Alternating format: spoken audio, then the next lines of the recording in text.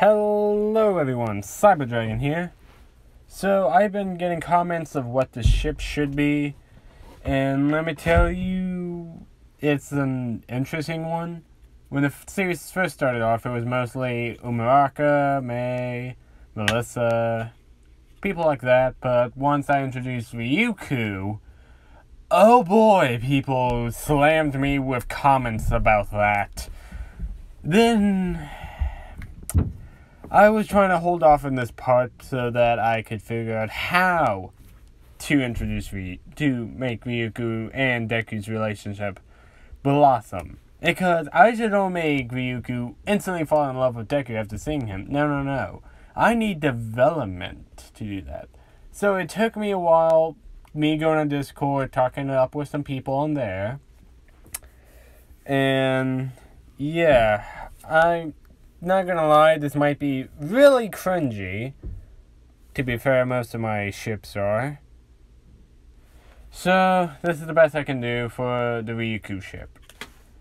You guys can definitely post, these types of ships you want, but at times I do just want to stick it to the main 1A cast.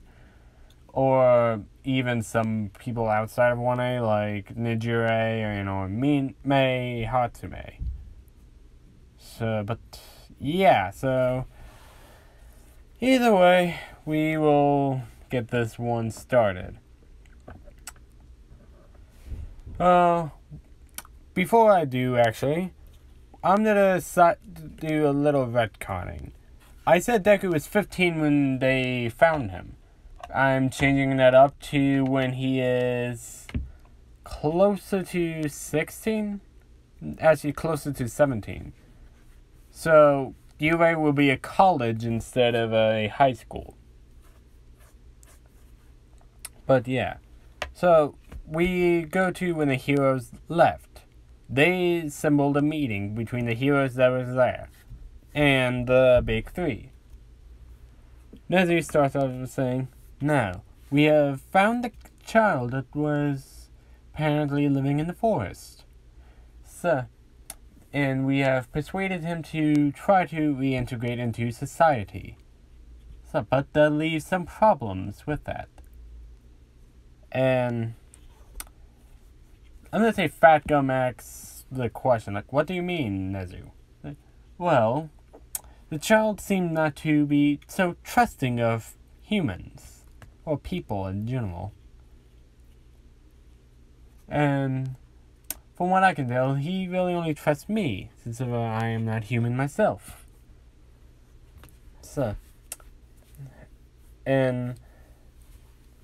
Oh, that's what you meant. I'm not gonna lie, if I were living in the forest for a long period of time, I probably wouldn't trust humans myself. But there must be a reason why he was there and don't trust humans very much. And quite right. So, we will be sending over a person to keep an eye on him for the time being, trying to reintegrate him into human society. And to hopefully make him a great hero one day. And well, how do you plan on doing that, Nezu? Simple. One of us will keep an eye on him and make sure to help him reintegrate into society as it is. And a lot of them are confused and wondering what is Nezu proposing exactly. Aizawa bites the bullet and says, "Alright, Nezu. Say one of us do. Which one would it be?" Well, that is the difficult part. We can't simply have any one of us do it. Me, I cannot. True, I will come by every now and again, but he needs to trust humans. So I cannot do it, exactly. I will come by whoever does volunteer. Whoever does is the most logical option. Now, let's go down the line and see who should be going. So, let's start off with the UA faculty. I don't think any of us has the time to, per se. I think that is true. With us training the future generations. Not only that, but doing actual hero work, me especially at night, we might not have much time to determine grades, and trying to help him socialize.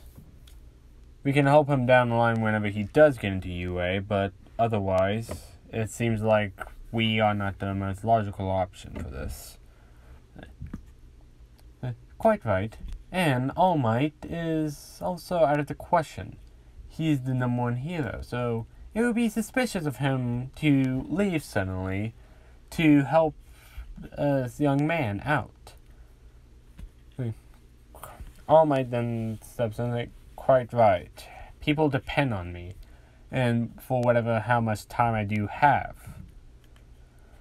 Plus, I don't think he's very trusting of me. Because, well, of my appearance. If I am around him, he might be swarmed with hundreds or thousands of people. Quite right. And Endeavor, well, he may have suffered the same problem. Little less than you all might, but even then, I seriously doubt Endeavor would even considering he has his own family and, well, we all know how he is. So, they all agree to that. We can't very well have the Big Three help. They are focusing on their own work studies and, of course, their studies, too. So they wouldn't even be able to help them for long periods of time. Which they all understand that. So that only leaves two options. Fat Gum and Ryuku. So why us two, exactly? It's simple. Even though you're training the Big Three, or one of each of the members of the Big Three, you all have agencies that can help train them. Not only that, but the young man already knows you and, well, may start to trust you if you try to show that trust. And they understand that. Now, I will leave the option up to one of you two. So, it will be a difficult process to choose. Which, Fat Gum and Ryuku does talk it out. And at the end, they decided it would be Ryuku who would go and keep an eye on Deku. And not only to that, to help him reintegrate into society and even teach him some things. And maybe even learning more information about him. About his quirk, quote-unquote quirk. And to see if they can somehow convince him to be a hero and use that power for good. Instead of straying away from society in general, eventually even maybe destroying it with his immense power he apparently has. Well, then it's decided. Miss Ryuku, I will accompany you there to introduce you to, if that's alright. She nods and they go. So, it's now the next day. Deku is at his cave, just kind of training. He trains just about every day. Not with his power, because his power is only immensely powerful, but his physical power. Just in case he can't use it all at once, if he can't use his power, he just train. But his power is limitless. So, yeah. But doesn't mean it doesn't have a limit on his body. He still needs to train to that point too. So it could send some pretty bad backlashes if he uses too much. Even though it's an infinite source, he's still needing a body to handle it. Kind of like One For All. Percentage-wise, One For All compared to Exodia. Nowhere near the goddamn ballpark Exodia would outpace One For All. So, yeah. But still, he also just trains to, well, not just get stronger, but to have a better physique. Which, when they met him, he didn't have a shirt on, so everyone saw his scars, his muscles, and obviously they would have noticed the change, which they would ask him about, but he wouldn't answer any of their questions. Only really to Nezu he would only answer to. Since if he's not technically human, he and his intelligence is the closest thing he can compare it to. But yeah. So they arrive at Deku's cave. And Deku is sensing them, coming out saying, "So, you return. Tell me, did you bring any of those, what did you call them again? Heroes with you?" Saying, "Only one." So, You're the dragon, aren't you? Say, yes, I am Ryuku, the dragon hero. I don't really remember her whole name, but I believe it's just Ryuku, so... Say, why is she here? Say, it's simple. We want you to try to reintegrate with human society, and the best way to do that is have someone like her to help you with that. Say, and why would I want to reintegrate into human society? Say, it's simple.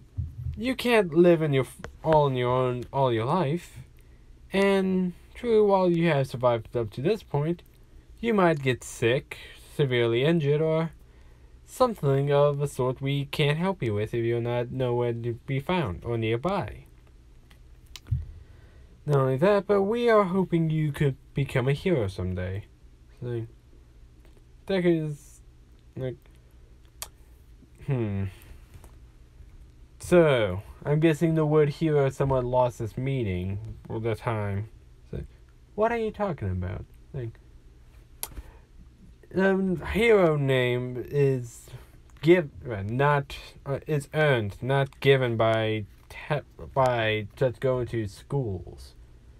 Some just do it as a paid job, as I've seen it and heard from you a lot. And Nezu cannot deny that it is the case. But he does know that some do it for a paycheck, but still helps people, and some generally just want to help. That is true, but we can't change that. And there's the hell you can't. So, there is certainly some people who put a facade just to get popularity too. For example, that one giant woman, Mount Lady. And yeah, Mount Lady, Calmary Woods, and Death Arms would have been also options, but they did not want to, since they are sore losers they just lost to a kid. So yeah, while Ryuku and Fat Gum weren't really mad about them losing, it just shows how powerful and what potential he has to be a hero. And yeah, so... But anyways, back to it. Well, can you at least try for our sake? Deku ponders it and saying, fine. But is she the only one who's going to be looking after me? Quite right. We'll take this slowly. So over the course of few years, until you can reach the age to get into UA, which we can recommend in you if you like. So, I'll think about it. As he walks off.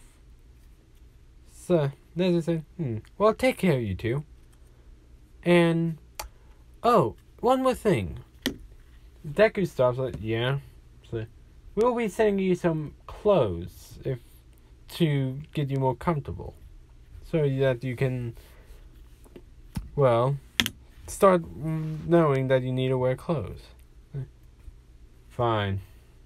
Nothing too fancy, though. Or whatever she's wearing. He chuckles at it. Very well then. You two take care now. As Nezu leaves, Ryuku just stays around the area with Deku. And you're wondering, why doesn't Bradgum and Ryuku, are the best options again? It's because their whole agency can basically train them. The big three. So they are not worried as much. But Nijure will come by to say hi to Ryuku and even get some advice. But for training purposes and other stuff, the sidekicks of Ryuku will take care of the majority of the things for her. Oh yeah. Deku is not talking to Ryuku whatsoever, and Ryuku is just kind of sitting around.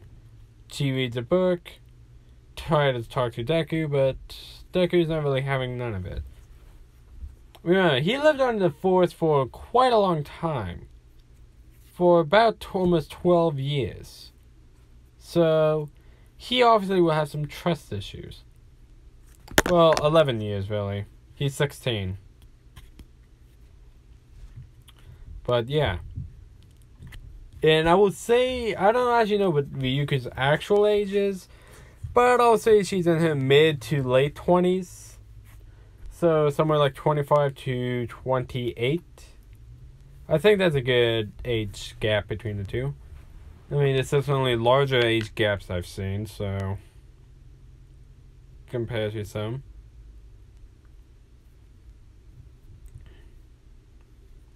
But yeah.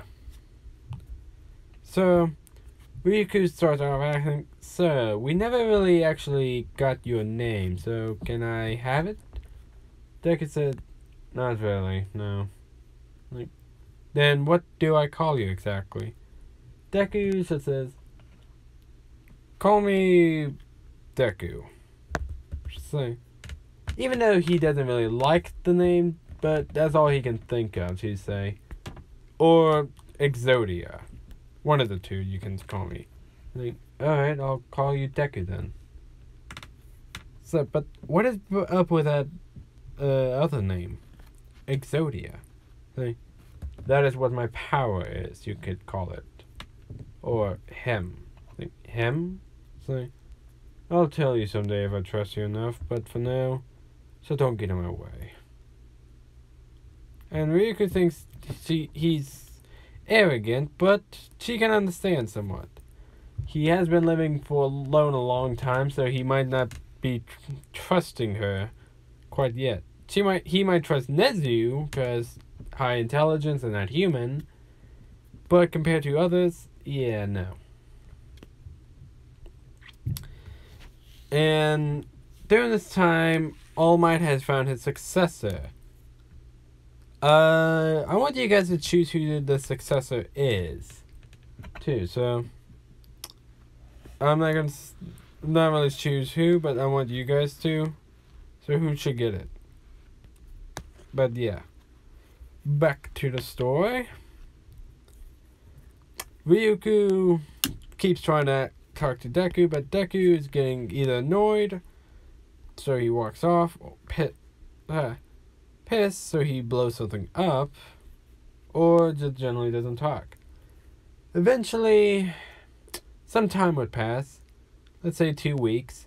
Nezu has come by every now and again, and he sees that Ryuku not really having any luck, but with that, Nezu goes to Deku and say, "Now, Deku, can you please try?" Why should I? We discussed this. Yes, but I still don't like the idea of me reintegrating into human society. I prefer to stay out here where I can be in peace, alone. So, of course, you're always welcome, Nezu. So, yes, I know, but listen, I'm not always going to be around. Not to mention, so there will definitely be some people looking for you someday. So don't you worry about your parents. Doesn't your parents worry about you? If they worried about me, wouldn't they have come to look for me by now? Which Ryuku is nearby listening to that. And what do you mean? Isn't it obvious? My parents obviously abandoned me here. My mother, at least. And like, oh my. I'm quite sorry, young man. It's alright. I got over it a long time ago. So, I've seen the dark side of humanity before, Nezu. It's not pretty. You and me can both agree to that, can we? Quite right. You were experimented, and me were abandoned and bullied. So, Was this because of your immense power? Saying, no. If you excuse me, Nezu, I would like to take a rest for now. Alrighty then. And after that, Nezu leaves. Ryuku is starting to understand Deku a bit more, so she tries it a bit more differently. I'm not really sure how, but exactly so. Ryuku cooks Deku some dinner. And said, are you hungry? Deku is looking at the food and thinking, trying to make a peace offering, perhaps? Guess trying the food couldn't hurt. Does look good. Smells good, too.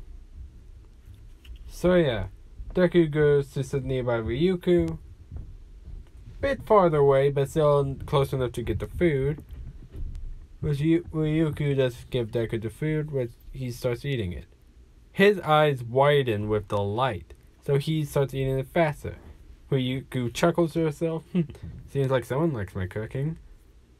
And Deku just grumbles like, just madly grumbles and turns away, saying, well, it seems like I'm getting somewhere.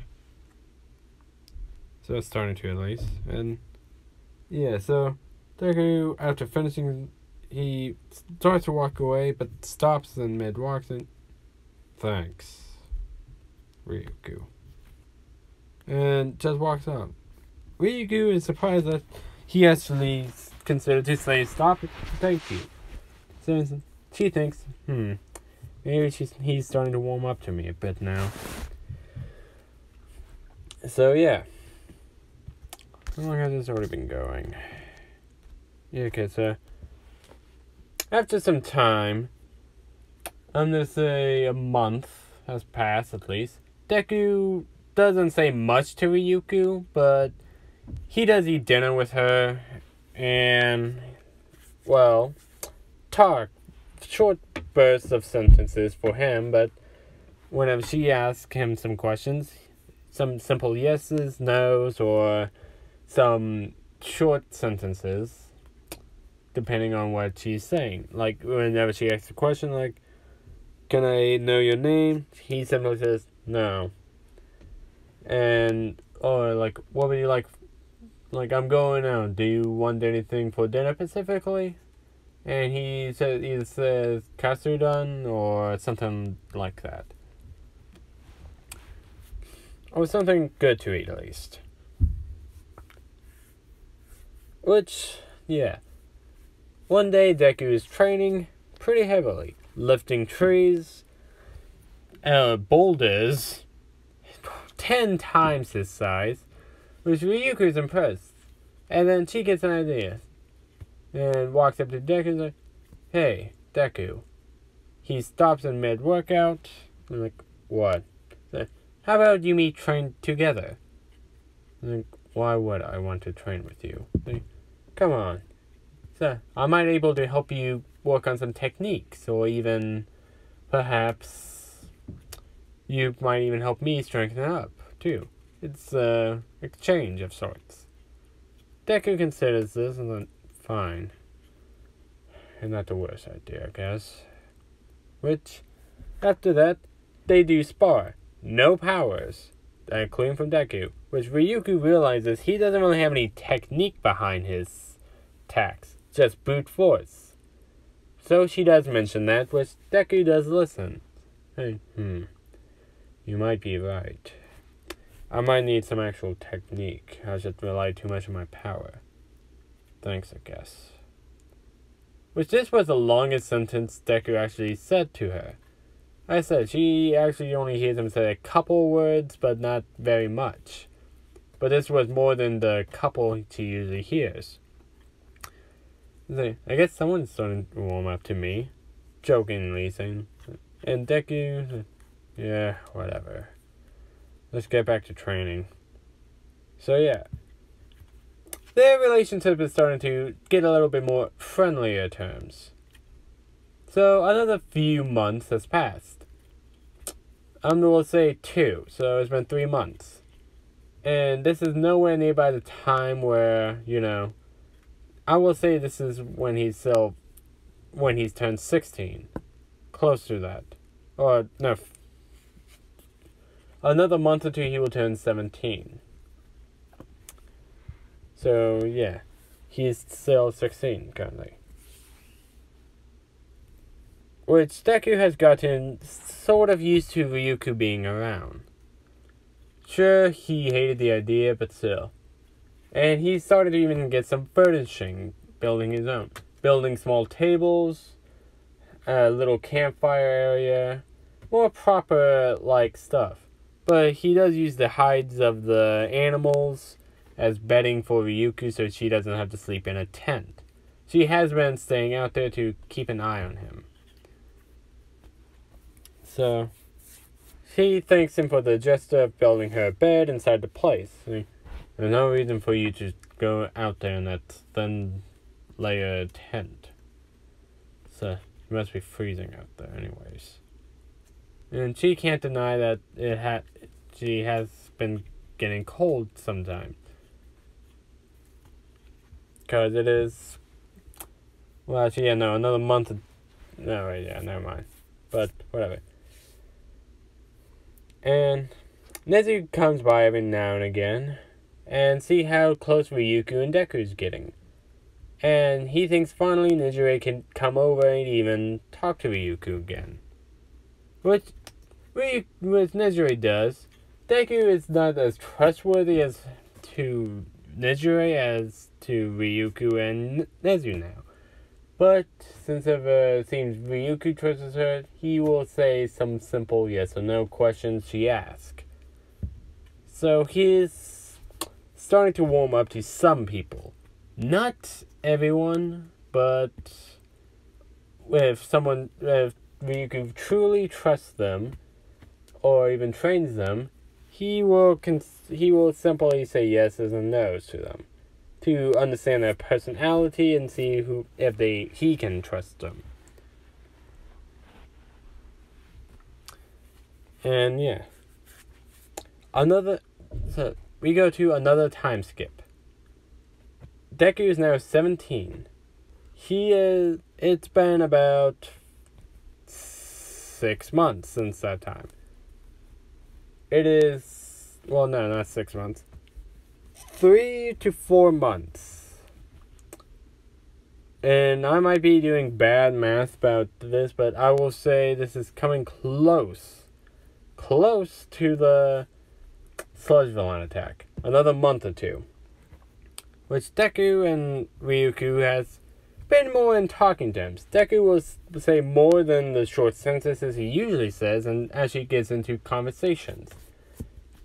And to talk about life sometimes.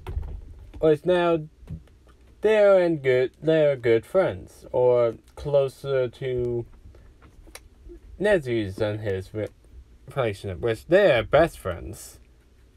But yeah, Ryuko is a good friend, while Nijire is a acquaintance or friend, which she has come by through those months, and Deku says some short sentences to her now, other than just yes and no. Yeah. I know this might be happening fast, but I want to get to at least some good parts. Yeah. But yeah. And Deku feels comfortable enough to actually answer some other questions Ryuko has been asking that he wasn't originally comfortable with. So one day, Deku walks up to Ryuko and Deku. And Deku said, it's Zuko. And she's like, oh, so your name is Izuku. I'm guessing you don't have a last name? Like, not anymore. Saying, So, alright, well, Izuku. So, what can I help you with? Saying, I'm finally to answer some questions you've been asking. I won't answer them all, but I will at least answer more. So, any questions you got? And this one has been bugging her for a bit now, so I'm saying, what is with the chains around your arms? These symbolizes, these are an internal contract with what power I have. It shows that I am contracted to the being that's giving me this power. Is it being? What do you mean? Isn't this a quirk? No. This is the power of a god itself. A fallen, forbidden god. And she's surprised. That can't be. Well, wait. Is that why you were abandoned here? So, you knew I was abandoned, huh? There were some clues, but I finally put the pieces together after a while. And heard Nezu and you talk sometimes about that. Well, it's true. I was abandoned. But it was not due to my power. So then what was it due to? And Deku starts to hesitate at the moment, but finally answers, I was quirkless. And I still am, technically. Doesn't mean I'm powerless. Just means I don't have what everyone else has. Which Ryuku is shocked. This guy who defeated her and close enough to defeat All Might is quirkless and has this power. Wow, you're quirkless? And Deku thinks, great. And she will see me as a useless person like everyone else did. And Ryuku said, well, that doesn't really matter to me. Which Deku's surprised at, really? Is it because of this power I have, perhaps? No, not really.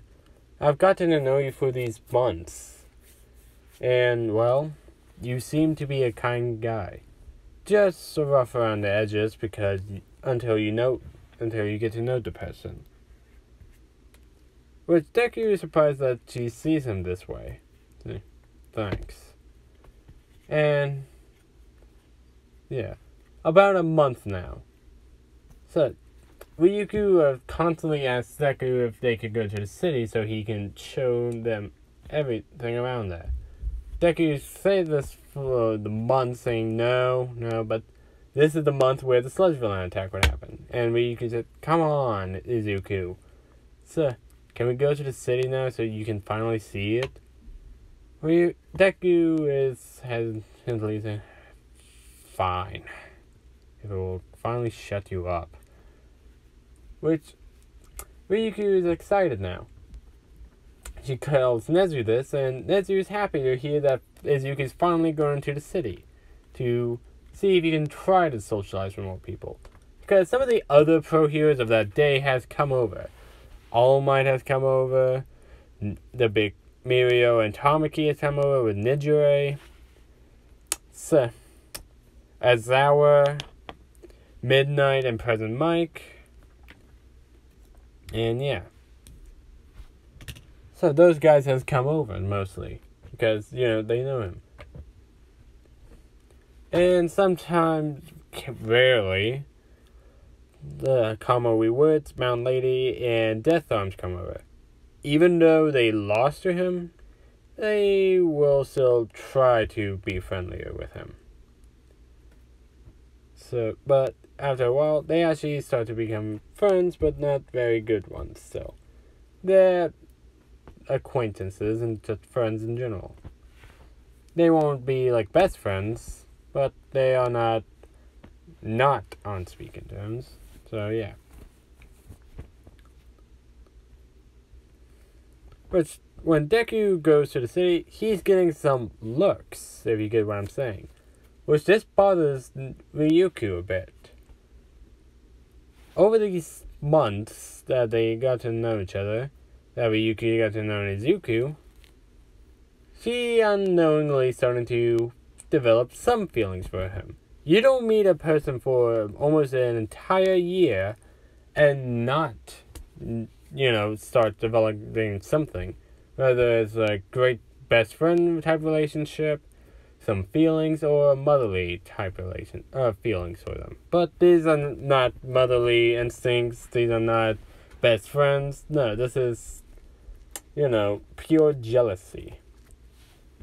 And some people recognizing Ryuku. Some saying, hey, isn't that Ryuku the dragon hero? Yeah, that is. But what is she doing here?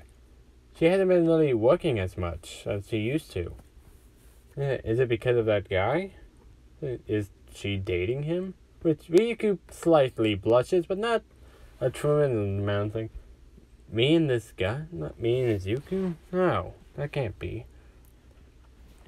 And Izuku is not dumb. So, he might be he might be dense, but he's not dumb. So, he doesn't think he can ever get a girl to fall in love with him. Mainly due to the fact of his inverted personality and distrusting Mina, but also because he is quirkless. Even though he has power, when people hear if he's quirkless, they might just try to buddy up to him to get the power, or just resent him entirely because they know they can't control him. But yeah. So, Ryuku decides to take Deku aside and away from the public eye, going underneath a bridge. Deku and Ryuku, Deku is walking in front of Ryuku, while Ryuku's somewhat in the back, wanting to just keep an eye out for anybody who's following them. But, unbeknownst to them, Ryuku didn't know there was a villain on the loose, so she couldn't help out in the situation. But, something popped up from the suit behind them. And before they know it, Ryuku is captured in the sludge villain. She is struggling at the moment. Was Deku seeing this? He's like, Ryuku! He's actually worried. That surprises him, that he's worried about a person. He thought that if this happened to Nezu, he would jump in right away, but he didn't think of it as a person, especially Ryuku. Which he doesn't do obliterate, but he does something similar that All Might would do. Uses the wind pressure. So he throws a punch, sending most of the sludge villain off of Ryuku, which Ryuku starts coughing. Then Deku grabs her with his change, pulls her towards him, and he is holding on to Ryuku at the moment. Closely, which Ryuku is filling up all of his muscles at the moment, seeing how defined they truly are, how tough they are, and Ryuku seeing Deku somewhat in a bit of a newer light. This is developing her feelings towards Deku a bit more, and Deku, well, for him as well a bit. Even though this is not known to him and Ryuku. And the sludge villain said, damn it! Get out of the way. I'm taking the girl whether you like it or not, you damn bastard. And Deku just simply uses obliterate. Not killing the villain, but definitely knocking him out at least. And then he looks down at Ryuku, which he is still holding closely. Ryuku, are you alright? Which Ryuku is blushing. Not crazy red, but still a bit more of a blush. Hey, yeah, Izuku, thank you. No problem, Ryuku. After all, you've been there all those times for me, all that time with me, so I figured I would at least save you this time. But he gives a slight smile, rather than no stone face or angry expression. No, this is a tiny smile, but not a big one. Not a genuine smile, like the smile you would see in canon. Which Ryugu is happy that he's starting to actually be happy. Instead of, stone-faced. Or angry. No, let's get out of the city. I think I've got enough for today. Yeah, let's go. Which they do. But Ryuki does bottle up the sludge villain, turn her into the police. She explains the situation, which some police officers do praise Deku. Which Deku doesn't really care for praising. But yeah. This doesn't go unheard from Nezu, which he's impressed. Not only that he dealt with a serious villain that All Might were chasing moments ago, but he actually saved someone. So he thinks his faith in humans might be starting to develop more. And that is where I'm going to end it. So, yeah. Pretty soon here, I will do continuing this series. But I will most likely pause the series that is currently going to continue the Toga What If. It's not going to be this series. I know what series I'm going to pause. I want to see what you guys think it is. So I'm sorry if I'm torturing you with that information that I'm pausing a series that's currently ongoing right now. Just like Carnage. But I do think this series is not as popular as that. So, hope you guys enjoy this part, and I will be most likely posting some more gaming stuff with my friend here soon. It's not going to be a major part of my channel, but it's just some extra shit you guys will see, so hope you guys liked how I'm developing this too. So yeah, peace.